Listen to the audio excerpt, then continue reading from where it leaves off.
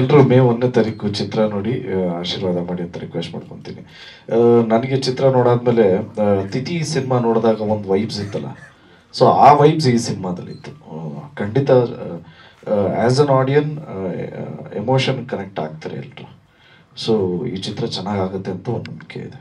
So ದಯವಿಟ್ಟು ಎಲ್ಲರೂ ಚಿತ್ರಮಂದಿರಕ್ಕೆ ಹೋಗಿ ಚಿತ್ರ ನೋಡಿ ಆಶೀರ್ವಾದ ಮಾಡಿ. Thank you. ನಮಸ್ಕಾರ, ನನ್ನ ಹೆಸರು ಜಗದೀಶ್ ಅಂತ.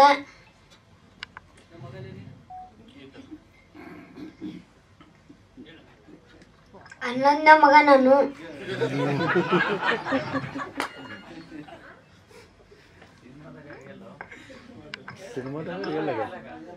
ರಿಯಲ್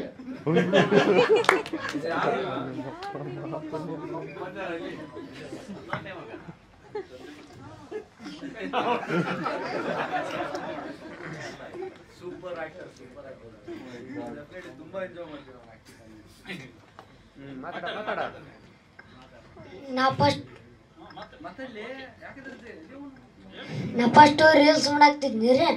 ರೀಲ್ಸ್ ಮಾಡೋದು ಇವ್ರು ಆಯಸ್ ಮಲ್ಲಿ ಸರ್ ನೋಡಿ ನಮ್ಮ ಬೀರಪ್ಪನ ಫೋನ್ ಹಚ್ಚಿ ನಿಮ್ಮ ತಮ್ಮಂಗೆ ಕಳಿಸ್ಕೊಡ್ರಿ, ಒಂದು ಪಿಕ್ಚರ್ ಐತಿ ಮಾಡಿ ಕಳಿಸ್ಕೊಡ್ತೀವಿ ಅಂತಂದು ಹೇಳ್ರಿ ಹಂಗೆ ಬರಲ್ರಿ ಅದು ಅಂತಂದು ಹೇಳೋದು.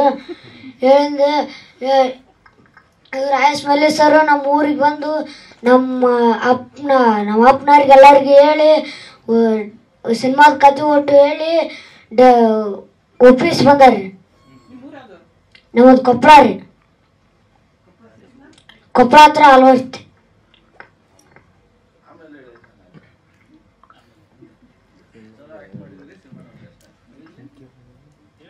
ಫಿಲ್ಮ್ ಬಗ್ಗೆ ಹೇಳು. ಫಿಲ್ಮ್ ಅಲ್ಲಿ ಆಕ್ಟ್ ಮಾಡುವಾಗ ಹೇಗ್ ಸರ್ ಎಲ್ಲ ಹೇಳ್ಕೊಡ್ತಿದ್ರಾ? ಏನ್ ನಿಂಗೆ ಖುಷಿ ಆಯ್ತಾ? ಏನಾಯ್ತು?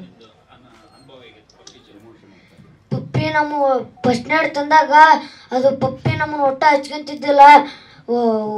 ನಾವು ಎತ್ತಾಗ ಹೋದ್ರೆ ನಮ್ಮಿಂದ ಬರ್ತಿದ್ದಿಲ್ಲ. ಒಳ್ಳೆ ಹಂಗ ಒಂದೆರಡು ದಿನ, 1 ವಾರ 2 ವಾರ ಬಿಟ್ಟಾಗ ನಾವು ಹೊರಗೆ ಕರ್ಕೊಂಡು ಹೋಗೋದು, ಆಟ ಆಡ್ಸೋದು, ಊಟ ಹಾಕೋದು ಎಲ್ಲ ನಾವು ಮಾಡ್ತಿದ್ವಿ. ಅವಾಗಲಿದ್ದ ನಾವು ಎಲ್ಲಿ ಹೋದ್ರೆ ಅಲ್ಲೇ ಬರ್ತೈತಿ ರೀ. ಅದು ನಮ್ಮಿಂದ ನಾವು ಎಲ್ಲಿ ಮಕ್ಕಂದ್ರೆ ಅಲ್ಲೇ ಮಕ್ಕಂತೈತಿ. ಹಾಂ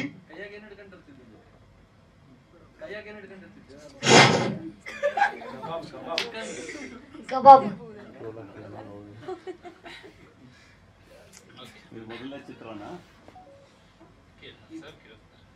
ಮೊದಲನೇ ಚಿತ್ರನ ಇದು ಗೊತ್ತಾಗಲ್ಲ. ಇದು ಫಸ್ಟ್ನೇದನ್ನ ಅಂತಾರೆ.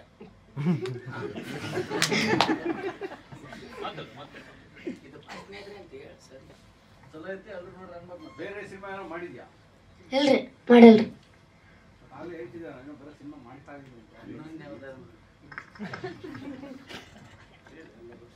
ಸೊ ನೆಕ್ಸ್ಟ್ ನಿಂಗೆ ಇಂಟ್ರೆಸ್ಟ್ ಇದೆಯಾ ಸಿನಿಮಾದಲ್ಲಿರೋದಕ್ಕೆ? ಏನಾದ್ರು ಹೇಳು. ನೆಕ್ಸ್ಟ್ ಚಾನ್ಸಸ್ ಬಂದ್ರೆ, ಇದೆಲ್ಲ ನೋಡಿ ಆಕ್ಟಿಂಗ್ ನೋಡಿ ನೆಕ್ಸ್ಟ್ ಚಾನ್ಸ್ ಬಂದ್ರೆ ಆಕ್ಟ್ ಮಾಡ್ತೀಯಾ?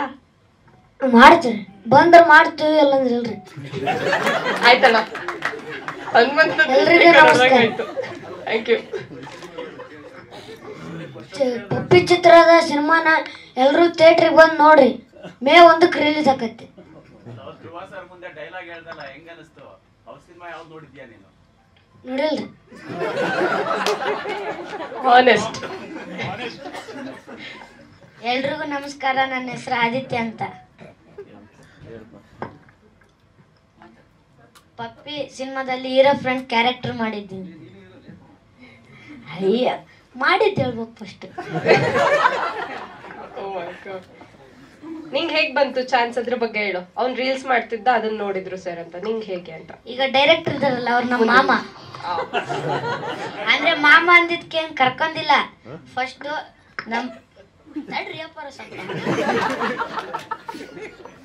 ಫಸ್ಟ್ ಉತ್ತರ ಕರ್ನಾಟಕ ಭಾಷೆಯವ್ರನ್ನ ಹುಡುಕ್ತಿದ್ರ. ನನಗೂ ಕೇಳಿದ್ರು ನಿಮ್ಮ ಫ್ರೆಂಡ್ಸ್ ಯಾರು ಇದ್ರ ಅಂತ. ಇಲ್ಲ, ನಾನು ಮಾಡ್ತೀನಿ ಅಂದೆ. ನಿನ್ ಕೈಲಾಗಲ್ಲ, ನೀನು ಬೆಂಗಳೂರಲ್ಲಿ ಇರ್ತಿಯಲ್ಲ, ಎಲ್ಲ ಮರ್ತೋಗಿರ್ತಿ ಅಂದ್ರು. ನೀನು ಬೇಡ ಅಂದ್ರು. ಅವಾಗ ನಾನು ಸೇರ್ಕೋತೀನಿ ಅಂತ ಹೇಳ್ದೆ. ಮತ್ತೆ ಏನು ಕೇರ್ ಮಾಡಲಿಲ್ಲ. ಅವಾಗ ಉತ್ತರ ಕರ್ನಾಟಕ ಭಾಷೆದ ರೀಲ್ಸ್ ಮಾಡಿ ಮಾಡಿ ಕಳಿಸ್ತಿದ್ದೆ. ಅವ್ರು ನೋಡಿ ಸೆಲೆಕ್ಟ್ ಮಾಡ್ಕೊಂಡು.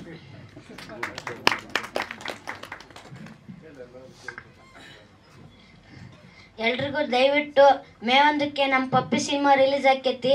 ಎಲ್ಲರೂ ಥಿಯೇಟ್ರಿಗೆ ಬಂದು ನೋಡ್ರಿ. ಓಕೆ, ಒಂದು ಅನುಭವ ಹೇಳ್ಕೊತೀನಿ ಸರ್ ದಯವಿಟ್ಟು ಈ ಕಲಾವಿದನ ಬಗ್ಗೆ. ಇವನ್ ಪುಟ್ಟ ಬಾಲಕ ಏನಿದಾನಲ್ಲ, ಫಸ್ಟ್ ನನಗೆ ಒಂದು ಉತ್ತರ ಕರ್ನಾಟಕದ ಭಾಷೆದ ಒಂದು ಸೊಗಡಿಂದ ಹುಡುಗ ಬೇಕಾಗಿತ್ತು. ತುಂಬಾ ರೀಲ್ಸ್ ಬೇರೆ ಬೇರೆ ನೋಡ್ತಾ ಇದ್ದೆ. ಸೊ ನನ್ಗೆ ಯಾರು ಸೆಟ್ ಆಗ್ತಾ ಇದ್ದಿಲ್ಲ. ಸೊ ಅವಾಗ ಇವಂದೊಂದು ರೀಲ್ ನೋಡಿದೆ, ಜಗದೀಶ್ ಅಂತ ಒಂದು ರೀಲ್ಸ್ ಬರ್ತದೆ. ಅದು ನೋಡಿ ನನಗೆ ತುಂಬಾ ಆಶ್ಚರ್ಯ ಆಯ್ತು. ಪಕ್ಕ ನನ್ನ ಸಬ್ಜೆಕ್ಟ್ಗೆ ಇವನು ಹೇಳ್ ಮಾಡಿಸ್ದಂಗಿದಾನಂತ. ಅದಾದ್ಮೇಲೆ ನನಗೆ ಪ್ರಾಬ್ಲಮ್ ಸ್ಟಾರ್ಟ್ ಆಗಿದೆ. ಏನಂತಂದ್ರೆ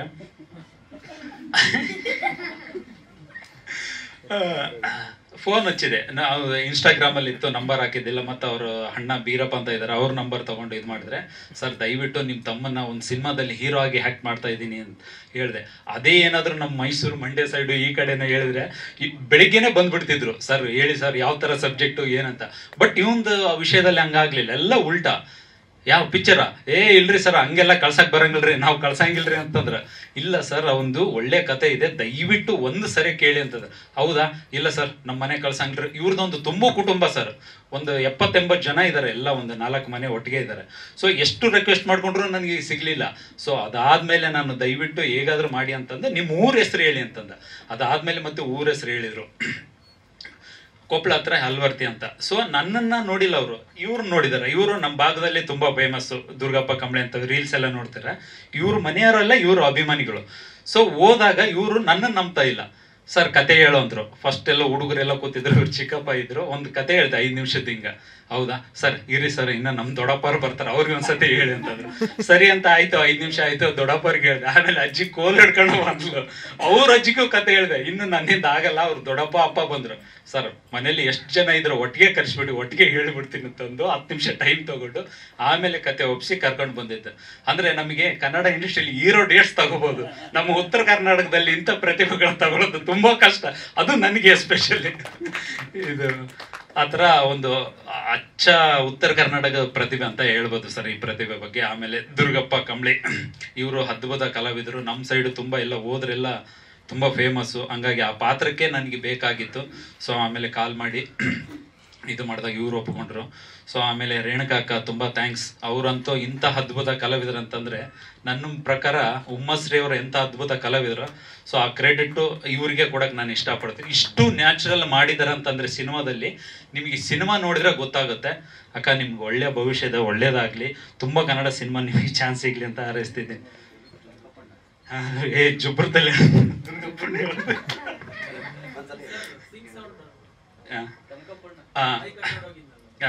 ಇನ್ನೊಂದು ಇವನ್ ಬಗ್ಗೆ ಹೇಳ್ಬೇಕಂತಂದ್ರೆ, ಫಸ್ಟ್ ಅದೆಲ್ಲ ಬಂದ್ರು ಸರ್, ಬೆಂಗಳೂರಿಗೆ ಬಂದ್ರು. ಸೊ ನಾವು ಆಕ್ಚುಲಿ ಸಿನಿಮಾ ಶೂಟ್ ಮಾಡ್ಬೇಕಾದ್ರೆ ಸಿಂಕ್ ಸೌಂಡ್ ಮಾಡಿದ್ವಿ. ಯಾಕಂದ್ರೆ ಲೈವ್ ಆದ್ರೆ ಅದು ರಿಯಾಲಿಟಿ ಇರುತ್ತಂತ. ಈ ಡಬ್ಬಿಂಗ್ ಎಲ್ಲ ಇವ್ರಿಗೆ ಬರಲ್ಲ. ಸೊ ಅಲ್ಲಿ ಆಕ್ಟ್ ಮಾಡೋದು ಅದೇ ತರ ಇದು ಮಾಡೋದು ಇವ್ರಿಗೆ ಅಷ್ಟು ಇರಲ್ಲ ಅನ್ಕೊಂಡ್ಬಿಟ್ಟು ನಾನು ಸಿಂಗ್ ಸೌಂಡ್ ಮಾಡಿದ್ದೆ. ಸೊ 2 ಗಂಟೆ ಆಗಿತ್ತು, ನಾವು ಊಟಕ್ಕೆ ಬ್ರೇಕ್ ಬಿಟ್ಟಿದ್ದಿಲ್ಲ. ಯಾಕಂದ್ರೆ ನಾಯಿ ಸೀನ್ ತೆಗಿತಾ ಇದೆ. ಇವನಿಗೆ ವಾಶ್ರೂಮ್ ಬಂದಿದೆ. ಸರ್ ವಾಶ್ರೂಮ್ಗೆ ಹೋಗಿ ಬರ್ತೀನಿ ಅಂತ ಹೋಗಿದ್ದಾರೆ ಇವನ್ ಕರ್ಕೊಂಡು. ಅದು ಮೈಕ್ ಆನ್ ಆಗಿದೆ, ಮೈಕ್ ಇದೆ, ಇವನಿಗೆ ಗೊತ್ತಿಲ್ಲ ಮೈಕ್ ಇರುತ್ತೆ. ಯಾಕಂದ್ರೆ ಇದೆಲ್ಲ ಲೈವ್ ಸಿಂಗ್ ಸೌಂಡ್ ಹೊಸದು ಅವನಿಗೆ. ಏನಿಲ್ಲ ಸುಮ್ಮನೆ ಉಚ್ಚಿ ಒಯ್ದು ಬರ್ತೀನಿ ಸರ್ ಅಂತ ಹೋದ್ರು. ನಮಗೂ ಹಸುವಾಗಿದೆ, ಅವನಿಗೆ ಫುಲ್ಲು ಹಸುವಾಗಿದೆ. ಹೋಗಿ ಬೈಲಲ್ಲಿ ಹೋಗಿ ಉಚ್ಚೆ ಒಯ್ದು ಬರೋದ್ನಾಗ ನಮ್ಮ ಸಿಂಗ್ ಸೌಂಡರ್ ಇಂಜಿನಿಯರ್ ಸೌಂಡ್ ಹಾಕೊಂಡು ಕೇಳ್ತಾ ಇದಾರೆ. ಇವನ್ ಏನಂತ ಮಾತಾಡಿರ್ಬೋದು ಗೊತ್ತಾ ಸರ್? ಇವನಿಗೆ ಹೇಳ್ತಾ ಇದ್ದಾನೆ, ಲೇ ಅದೇ ಯಾವನ್ಲಿ ಅವನ್ ಡೈರೆಕ್ಟರ್ ನನ್ನ ಮಗ. ಲೇ 2 ಗಂಟೆ ಆಯ್ತು, 9 12:30 ನಮ್ಮ ಮನೆ ಊಟ ಮಾಡ್ತೀನಿ. ಅವನ 2 ಗಂಟೆ ಆದ್ರೂ ಊಟ ಕರಿತೀಯಲ್ಲೇ, ಹೇಳಲೇ ನಿಮ್ಮ ಮಾವಗ ಅಂತ. ಇವನಿಗೂ ಗೊತ್ತಿಲ್ಲ. ಹೋಗ್ಲಿ ಬಿಡ್ಲಿಯಪ್ಪ, ಅವನು ಕುಡ್ದಿರೋ ನಮ್ಮ ಅಪ್ಪಗ ಬಿಡಂಗಿಲ್ಲ ಅವ. ಈಗ ನನಗೆ ಬಿಡ್ತಾನ, ಅವನು ಯಾವಾಗಾದ್ರೂ ಬಿಡ್ಲಿ, ತಲೆ ಕೆಟ್ಟೋಗೈತೆ ನನಗೆ, ಮುಗಿದ್ರು ಸಾಕಂತ. ಬಂದ್ರು. ಬಂದಾದ್ಮೇಲೆ ಇಮಿಡಿಯೇಟ್ ಬ್ರೇಕ್ ಮಾಡ್ಲೇಬೇಕು, ಬೇರೆ ಚಾನ್ಸ್ ಇಲ್ಲ. ಅಂದ್ರೆ ಈ ತರ ಫನ್ನಿ ಮೂಮೆಂಟ್ಸ್ ಹೆಂಗೆ ಅಂತಂದ್ರೆ ಅದು ಮುಗ್ಧತೆ ಇರುತ್ತಲ್ಲ, ಅದು ರೆಕಾರ್ಡ್ ಆಗಿದೆ, ಅದು ಇದೆ ಕಳ್ಸಿಕೊಡ್ತೀನಿ. ಅಷ್ಟು ಚೆನ್ನಾಗಿ ಮಾತಾಡಿದಾರೆ. ಆದ್ರೆ ಬಂದಾದ್ಮೇಲೆ ಮತ್ತೆ ಕೈ ಕೊಟ್ಟು ಏನಪ್ಪಾ ರೆಡಿನಾ ಅಂತಂದ್ರೆ, ಹ್ಞೂ ಸರ್ ಮಾಡೋಣ ಸರ್. ಅಂದ್ರೆ ಈ ತರ ಅಂದ್ರೆ ಒಂಥರ ಮುಗ್ಧತೆ ಆ ಸಿನಿಮಾ ಥ್ರೂ ಕಾಣುತ್ತೆ ನಮ್ಗೆ. Thank you. ನಿಜವಾಗ್ಲೂ ಈ ಪಪ್ಪಿ ಮೂವಿ ನಾನು ಮಾಡ್ತೀನಿ ಅಂತ ಅನ್ಕೊಂಡಿದ್ದೇ ಇಲ್ಲ. ಯಾಕಂದರೆ ನಾ ಈ ಇಂಡಸ್ಟ್ರಿಯಲ್ಲಿ ನನಗೆ ಇಂಡಸ್ಟ್ರಿ ಬಗ್ಗೆ ಏನೂ ಗೊತ್ತೇ ಇಲ್ಲ. ಹಾಗೆ ನಾನು ಒಂದು ಕ್ಯಾಮ್ರಾ ತೊಗೋಬೇಕು ಅನ್ನೋದೊಂದು FX6 ಹಿಂಗೆ ಕ್ಯಾಮ್ರಾ ತೊಗೊಳೋದೊಂದು ಕ್ರೇಜ್ ನನಗೆ. ತೊಗೊಂಡಾಗ ರಾಯರ ಗುಡಿಗೆ ಹೋಗಿದ್ದೆ. ಹೋದಾಗ ರಾಯರ್ಗೆ ಕೇಳಿದೆ, ಇದು ಕೊಡ್ಸಿದ್ರಿ ಸರ್, ರಾಯರ್ ಕೇಳಿದೆ ಕೊಡ್ಸಿದಿರಿ, ಇದನ್ನ ಹೆಂಗ್ ಯೂಸ್ ಮಾಡ್ಬೇಕು ಗೊತ್ತಿಲ್ಲ ನಮಗೆ ಅಂತಂದಾಗ ಅದೇ ವೀಕಲ್ಲಿ ಇದೆ ಆಯುಷ್ ಮಲ್ಲಿ ಅವ್ರು ನಂಗೆ ಮೀಟ್ ಆಗಿ ಒಂದು ಕತೆ ಇದೆ ಮಾಡೋಣ ಅಂತಂದ್ರು. ಏನೋ ಗೊತ್ತಿಲ್ಲ, ರಾಯರು ಈ ಲೆವೆಲ್ ಈ ಸ್ಟೇಜ್ ಮೇಲೆ ನಮ್ಮ ಧ್ರುವ ಅಣ್ಣನ ಮುಂದೆ ಕುಂಚಿದ್ದಾರೆ ಅಂತಂದ್ರೆ ರಾಯರ್ದು ನಿಜವಾಗ್ಲೂ ಅವ್ರದ್ದೊಂದು ಆಶೀರ್ವಾದ. ಆದ್ರೆ ಧ್ರುವ ಅಣ್ಣ ಅಂತೂ ನಿಜವಾಗ್ಲು ಅದು ಏನ್ ಟ್ರೇಲರ್ ಇಂದ ನಮ್ಗೆ ಸಪೋರ್ಟಿವ್ ಮಾಡ್ಕೊಂಡ್ ಬಂದು ಇವಾಗ್ಲೂ ನಾನು ಇದ್ದೀನಿ, ನೀವೇನಾದ್ರೂ ಮಾಡಿ ಅನ್ನೋ ಲೆವೆಲ್ ಮಾತಾಡ್ತಿದ್ದಾರೆ. ಬಹಳ ಖುಷಿ ಆಗುತ್ತೆ. ಧನ್ಯವಾದಗಳಣ್ಣ. ನಿಮ್ಮ ಋಣ ಏನೋ ನಮ್ಗೆ ನಿಜವಾಗ್ಲೂ ನಿಮ್ ಋಣ ಇದೆ. ಅದೇ ರೀತಿ ನಾವು KRG ಅವರು ಕರೆದು ಅವರು ಮೂವಿ ನೋಡಿದ್ರು, ಚೆನ್ನಾಗಿ ಇಷ್ಟಪಟ್ಟು ಅವರು ಇದರಲ್ಲಿ ಹಾಕೊಂಡು ಮಾಡ್ತಾ ಇದ್ದಾರೆ. ಅವ್ರಿಗೂ ಥ್ಯಾಂಕ್ ಯು ಹೇಳ್ತಾ ಎಲ್ಲರಿಗೂ ನಮಸ್ಕಾರ.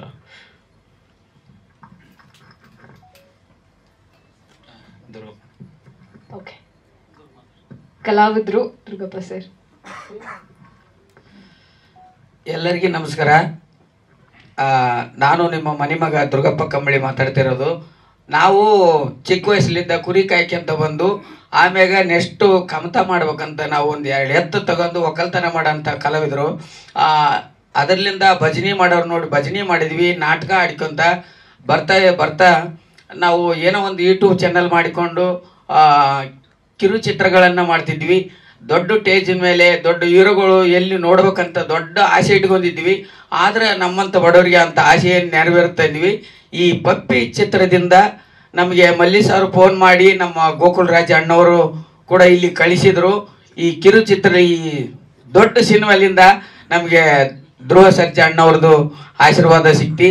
ಇಂಥ ದೊಡ್ಡ ಕಲಾವಿದರು ನಮ್ಗೆ ಆಶೀರ್ವಾದ ಮಾಡಿದ್ದಾರೆ ಅಂದರೆ ಇನ್ನು ಮುಂದೆ ನಮ್ಮ ಪಪ್ಪಿ ಸಿನಿಮಾ ಸಕ್ಸಸ್ ಆಗುತ್ತಂತ ನಾನು ಅನ್ಕೊಂಡಿರ್ತೀನಿ.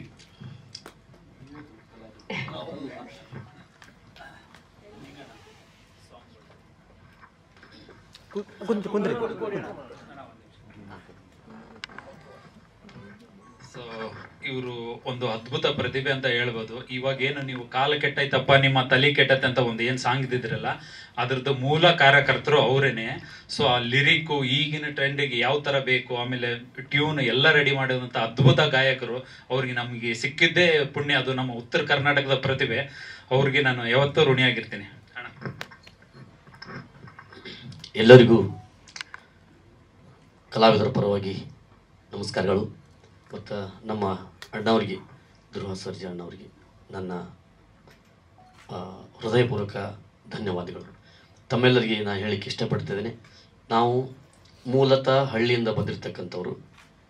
ಡೊಳ್ಳಿನ ಪದ, ಭಜನಿ ಪದ, ಗೀಗಿ ಪದ, ಹಂತಿ ಪದ, ಲಾವಣಿ ಪದ, ಸೋಬಾನ ಪದ, ಹೀಗೆ ಹಲವಾರು ಹಾಡುಗಳನ್ನು ರಚನೆ ಮಾಡ್ಕೊತ ಡೊಳ್ಳಿನ ಪದಗಳನ್ನು ಹಾಡುವಂಥ ರೀತಿಯ ಸಮಯದಲ್ಲಿ ಇವತ್ತಿನ ಟ್ರೆಂಡಿಂಗ್ ಒಂದು ವಿಷಯಗಳನ್ನು ಈ ಹಾಡಿನೊಳಗೆ ಅಳವಡಿಸಿಕೊಂಡು ನಮ್ಮ ಹಳ್ಳಿಗಳಲ್ಲಿ ನಡೀತಕ್ಕಂಥ ವಿಷಯಗಳನ್ನು ಜನರ ಮಧ್ಯದಲ್ಲಿ ಆಡುವಂಥ ಭಾಷೆಗಳನ್ನು ಹಾಡಿನೊಳಗೆ ಅಳವಡಿಸಿಕೊಂಡು ಹಾಡೋದ್ರಿಂದ ಹಳ್ಳಿ ಒಳಗೆ ಮತ್ತು ಸಿಟಿ ಒಳಗೆ ಕೂಡ ಈ ಹಾಡನ್ನು ಕೇಳಲಿಕ್ಕೆ ಭಾಳಷ್ಟು ಮಂದಿ ಕೇಳಿ ನಮಗೆಲ್ಲ ಆಶೀರ್ವಾದ ಮಾಡ್ಯಾರ. ಈ ಹಾಡನ್ನು ಕೇಳಿ ನಮ್ಮ ಮಲ್ಲಿ ಸರ್ ಅವರು ಫೋನ್ ಮಾಡಿ, ಇಲ್ಲ ಈ ಹಾಡಿನೊಳಗೆ ನಮ್ಮ ಸಿನಿಮಾದೊಳಗೆ ಈ ಹಾಡು ಹಾಡ್ಬೇಕಂತಂದಾಗ, ಆಯ್ತು ಸರ್ ನಾನು ಯಾವತ್ತು ಬಂದು ನೀವು ಯಾವಾಗ ಕರಿತೀರ ಅವಾಗ ಬಂದು ಹಾಡ್ತೀನಿ ಅಂಥೇಳಿ ಒಮ್ಮೆ ಬಂದು ಬೆಂಗಳೂರು ಕರೆಸಿ ಹಾಡಿಸಿದ್ರು ಸರ್. ಹಾಡಿದೆ.